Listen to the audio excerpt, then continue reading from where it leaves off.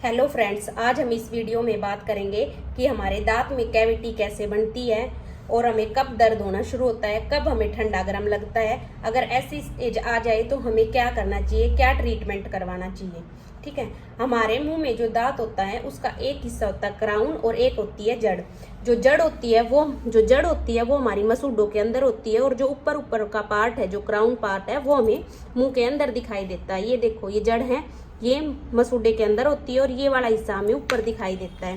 ठीक है, ये हिस्सा हमें ऊपर दिखाई देता है, ये हमारी जड़ें होती है। तो हमारा जो दांत होता है उसमें 3 लेयर होती हैं। जैसे ये हमारा दांत है, ये हमारी पहली लेयर होती है इनेमल की। दूसरी हमारी जो येलो कलर की दिखाई दे रही है, ये है हमारी डेंटिन। और तीसरे नंबर पे होती है हमारी नसें, जो जड़ों तक गई हुई होती हैं ये। और जो हमारा दांत है वो बिल्कुल फ्लैट नहीं होता, यहाँ पे हमारा थोड़ा सा कर्व होता है। तो हम जो भी कुछ खाते हैं वो हमारे दांत पे चिपकती रहती है। जब अगर हम ब्रश वगैरह ना करें तो हमारे मुंह में बहुत सारे बैक्टीरिया होते हैं, तो वो एसिड बनाना शुरू कर देते हैं और दांत को गलाना शुरू कर देते हैं। जब हमारे मुंह में एसिड बनता है तो वो दांत को गलाना शुरू कर देता है। और दांत जब गलना शुरू होता है तो ब्लैक ब्लैक दिखाई देना शुरू हो जाता है ऊपर से, जैसे आप इसमें देख रहे हो। ठीक है, ऐसे ब्लैक ब्लैक डॉट सा दिखाई देना शुरू हो जाता है और कुछ टाइम के बाद इसमें ना गड्ढा बनना शुरू हो जाता है।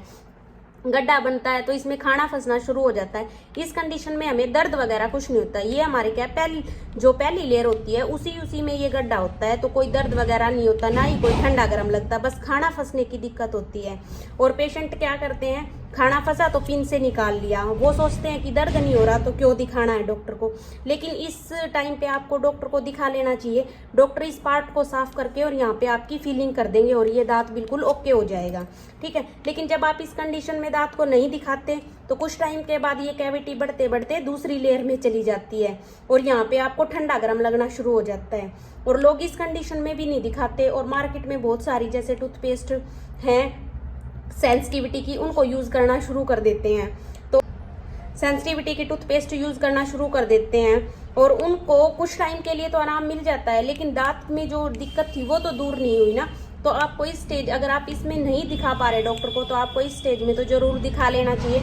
इसमें भी डॉक्टर क्या करेंगे, आपके इस पार्ट को साफ करके यहाँ पे फिलिंग का एक बेस लगा देंगे और ऊपर फिलिंग कर देंगे, जिससे ये दांत आपका बिल्कुल ठीक हो जाएगा। आपको किसी तरह का कोई दर्द वगैरह कुछ नहीं होगा। लेकिन अगर आप इस स्टेज पे भी दांत को नहीं दिखा रहे तो आपका दांत इस स्टेज में चला जाएगा और आपका ये कैविटी बढ़ते बढ़ते नस तक खराब कर देगी दांत को। अब दांत की पूरी नसें खराब हो गई है, अब आपका फीलिंग से काम नहीं चलेगा, अब पूरा नसों का इलाज करवाना पड़ेगा, जिसमें आपको क्या है, खर्चा भी ज्यादा लगेगा, टाइम भी लगेगा आपका और आपको थोड़ी बहुत दिक्कत भी होगी। तो इससे अच्छा है कि आप इन दोनों स्टेज पे ही अपने दांत को ठीक करवा लो।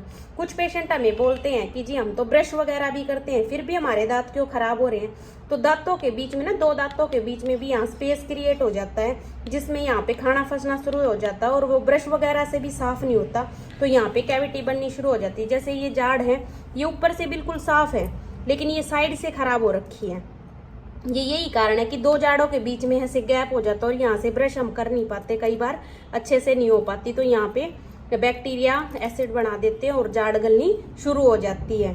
तो आपको जो जैसे पहली स्टेज है, दूसरी स्टेज है, इन्हीं में ही अपने दांत को ठीक करवा लेना चाहिए कि ज़्यादा आगे दिक्कत ना आए और जो आपका डॉक्टर सलाह दे आपको वो करवा लेना।